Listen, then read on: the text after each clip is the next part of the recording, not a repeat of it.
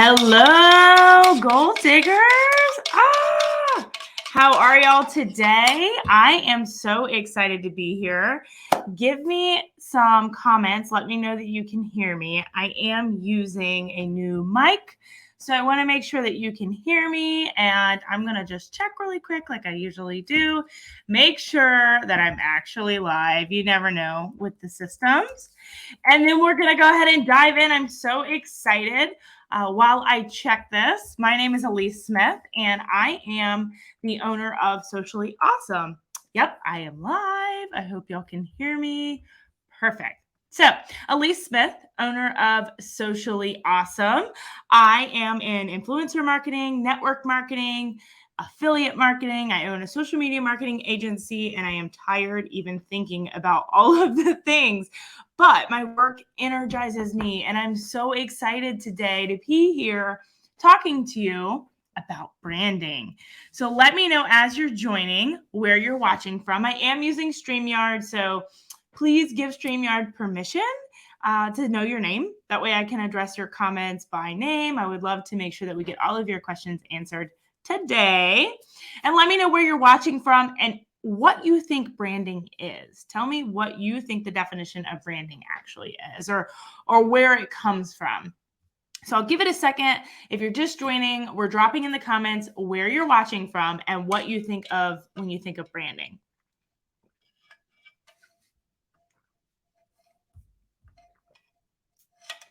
Awesome. So while y'all are putting those comments in, I know it takes a second to catch up.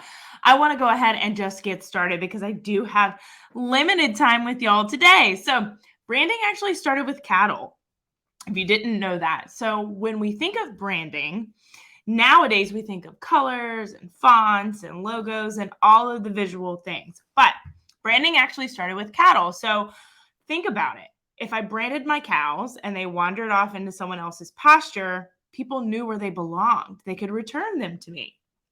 Think of that in a really fast-forwarded scope of today, but I can scroll my Instagram feed and run across, let's say Kimberly, I run across one of Kimberly's pieces of content. I know it's hers without even looking because it's branded, right? So it's that stamp that goes on our content without the burning coals.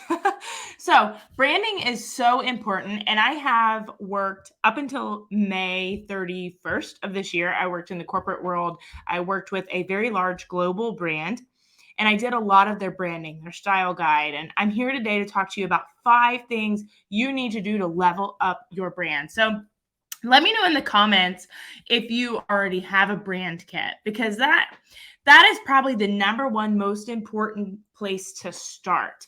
So let me know in the comments, do you already have a brand kit? And if so, let me know what if you don't have one, what's holding you back from having one? Do you know why it's important? Is it that you haven't had time to create it? Is it that you're not, you can't choose a color? What's holding you back from creating that brand kit that will help you move forward in your content? Let me know. So while y'all are dropping that in the comments, oh, you have one. Awesome. I don't know who you are. It just says Facebook user. I'll be able to see it later and give you a kudos when I get on Facebook. But on StreamYard, unless you give it permissions in the captions, it just shows me user. But I'm glad that you have one. So I'll tell you, I just hosted a branding boot camp inside my group a few weeks ago, and I realized a lot of people struggled because they didn't know why it was important. So I'll tell you a couple things. So number one tip is have a brand kit, okay? If you're not creative or you don't know where to start, there are people that do them for the most inexpensive costs, okay? So don't let that hold you back. But I'll tell you, there's an entire psychology behind it, and you need to really think about it. So this month, actually, on my podcast, that's my whole entire content of September is all about branding, because there's psychology behind colors. It's not just picking, oh, that's my favorite color, or, oh, I look good in that color. There's a psychology behind it. And there's a psychology behind fonts, why your logos are important. But ideally, it's going to make all of your content look cohesive, and it's going to be identifiable to your audience. It's going to build up that know, like, and trust factor that we talk about all the time. But it also sets rules and boundaries for your content. And a lot of people don't know this side of it. So I'll give you an example. Hulu. Who watches Hulu? I can't tell you the last time I watched TV, but when I do, I usually am on Hulu and or Netflix. But they both, Netflix and Hulu, both of them, I will tell you, have a brand kit that's over 100 pages. Do you need a brand kit over 100 pages? Not yet. Nope. Maybe one day when you're a multi-billion-dollar brand and you're global. But it's important because it sets rules and boundaries for your assets. So your logos, your colors, your fonts, those are all your assets, okay? Your business's assets, especially if you've got them trademarked or copyrighted. You own them, okay? But it's important because if I decide to partner with, let me say I'm going to partner with a local nonprofit here, and I'm going to come speak to their audience of aspiring female entrepreneurs. I'm going to go do a speaking event. And they say, hey, we really want to make a flyer with your logo to showcase that you're coming. I send them my brand kit. One, so I know, okay, well, they got my exact color scheme, right? They used the fonts that are approved. They got, hey, Deborah, they used my logo properly. All of the things, right? So it's not just about the visualization of your brand, while that's super important. It's also about the rules and boundaries that you set. And if it's your brand and you own it and you own your logo and you own your colors, you need to have rules, because if not, one day you're going to partner with someone, you're going to do a donation, products or whatever. You might donate to a local nonprofit. I just keep saying nonprofit, but it could be anybody. You could give things away. You could donate. You could be partnering on a podcast, whatever it might be. Hey, Brittany, thank you for joining. And someone is going to take your pretty blue logo and slap it on a yellow background. And you're going to be like, oh, no, she didn't. So it's so important. I think that could be up for debate. I will message you on that, because if we have someone that says they have to use their direct sales company brand kit. If you are marketing your product, yes, you probably do, because you can't misrepresent their product. But if you have your own product or service, like for instance, I'm in network marketing, but I also have a social media marketing agency, or if you're a coach or if you're a speaker, that's your brand. You own that.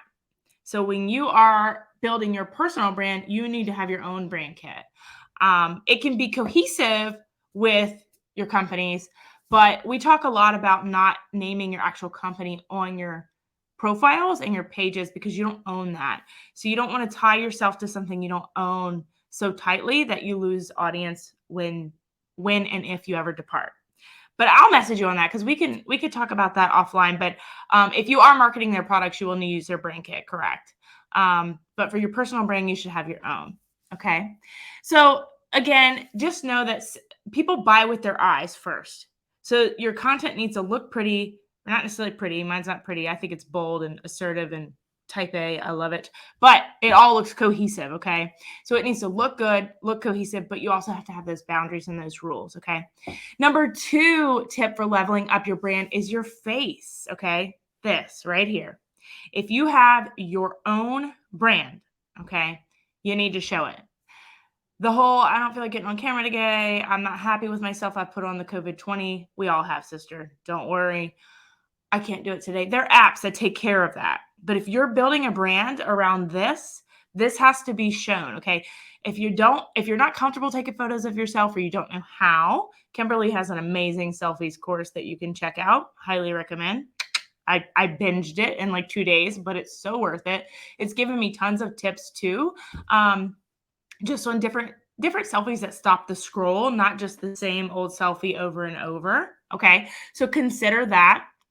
Also think about things that you wear.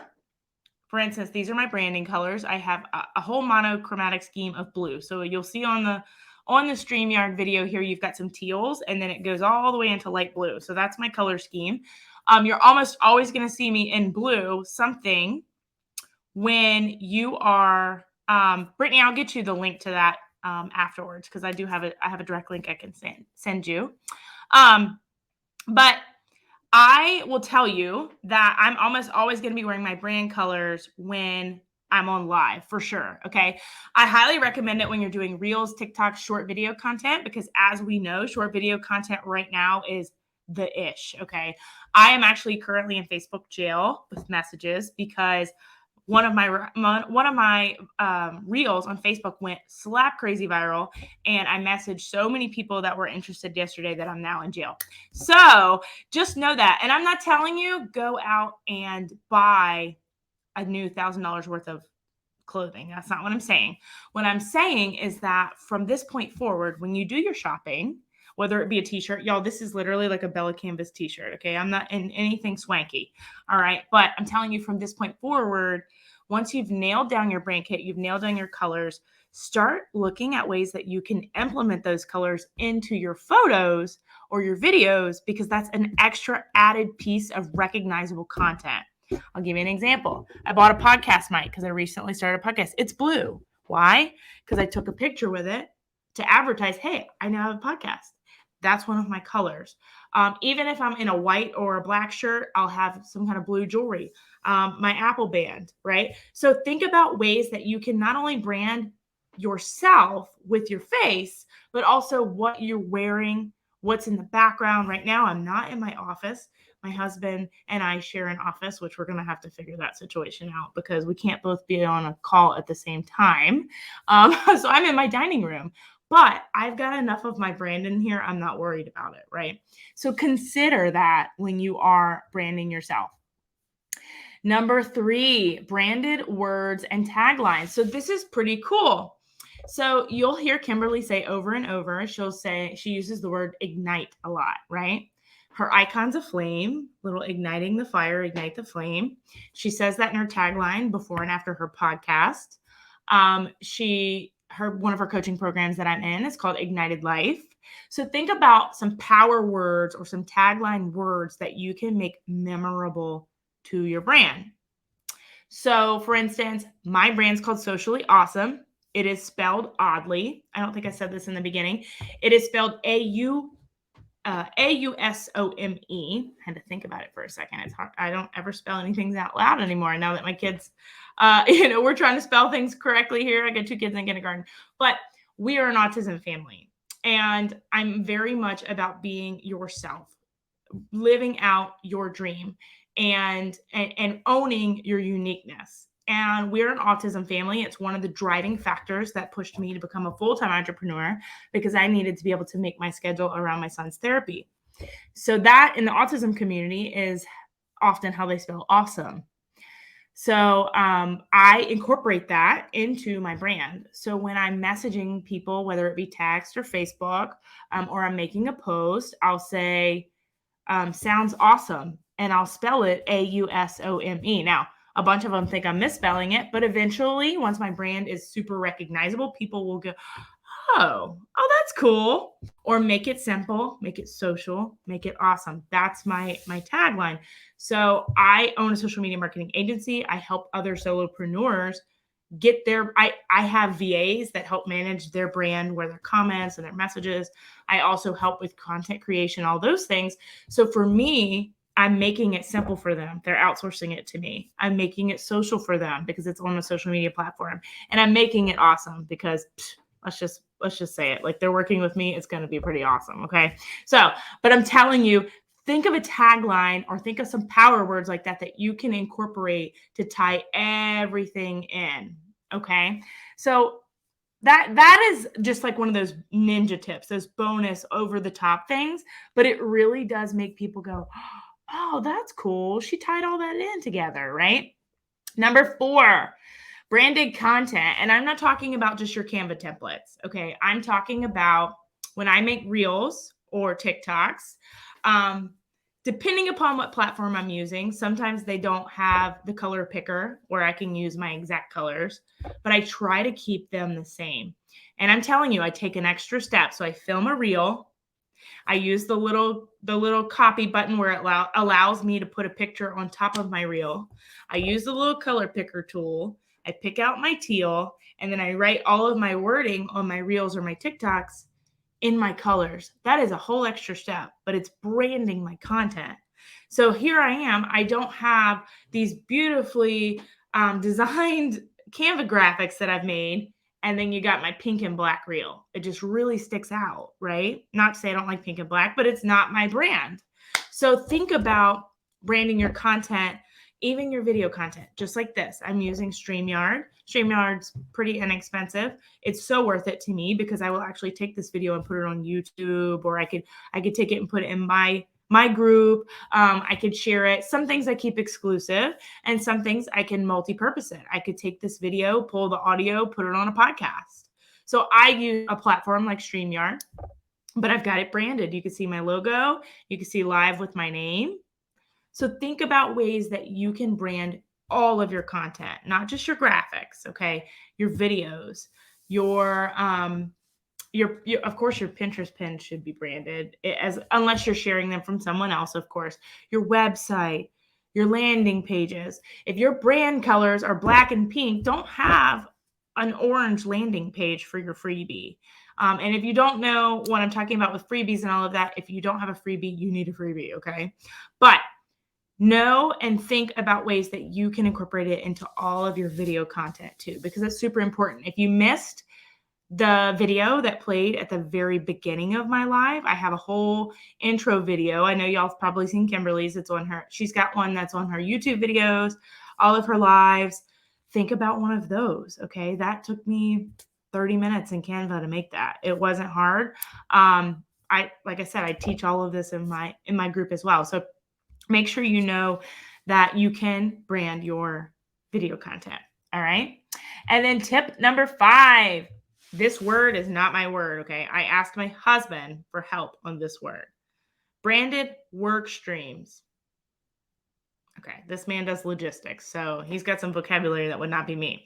But I was like, I want something that would explain branding your emails and branding all of your communication out to your team or out to your customers. And he came up with work streams. So we're going to run with that. What I mean by that is my brand is called Socially Awesome. Okay. Your brand could be your name. You don't have to have a brand name. Branding your own name is bomb, because it doesn't matter what you do, your name's going to be tied to it. Right. So if you can do that, go for it. But don't have, I don't want to have Socially Awesome as my company name and then my email be alyecesthebomb.com@gmail. You need to be making sure that everything is branded, okay? It could be alyecesmith@gmail, but for me, I'm running everything under my LLC, which is Socially Awesome, or everything for my social media marketing business, of course. So I have a branded email. I have a branded signature on my emails that has my photo, my name, my company name, my phone number. You need to have a signature on your emails. I can't tell you how many times I've gotten emails and they don't even sign it. They don't even say, thanks, Brittany. It doesn't even say anything. There's no signature. So make sure that you're branding your work streams, okay? So not only your emails, but any content that you send out, like with Project Broadcast, or if you use any of those platforms, try to brand them as much as possible. And honestly, it's not always about being extra. A lot of people think it's about being extra. I want to be over the top. It's about, people have to hear things 12, 13, 14 times to remember it. So if I continue to drill socially awesome, socially awesome, socially awesome into their brain, eventually they're going to remember. And 6 months from now, when their business is growing and they need to scale and they need services, they're going to say, Elise does that. So it's about that repetitiveness of people having to hear it over and over. Okay. I think that's pretty much it. So I'll run through the 5 tips again in case you missed them. You can always go back if you're watching the replay, comment #replay so we can see. But make sure you have a brain kit. If you don't, you need one. They're very inexpensive to get made. I help people make these all the time. You can reach out if you need help, of course. Anyone. There's probably several people in this network that can help you with that, but you really have to start there, because if you're creating all of this content without a branding kit, then it's not going to look cohesive, and it's not all about aesthetics. It's about making sure your message is the same. Okay. Making it recognizable, branding yourself. So you are the face of your brand. Show your face. Now, I'm not saying every single day you need to be putting selfies out there, but several times a week, okay? If you have a Canva graphic, slap a selfie on it. In your stories, go face to face. People want to see you. If you're afraid of video content, you're missing the mark. Okay.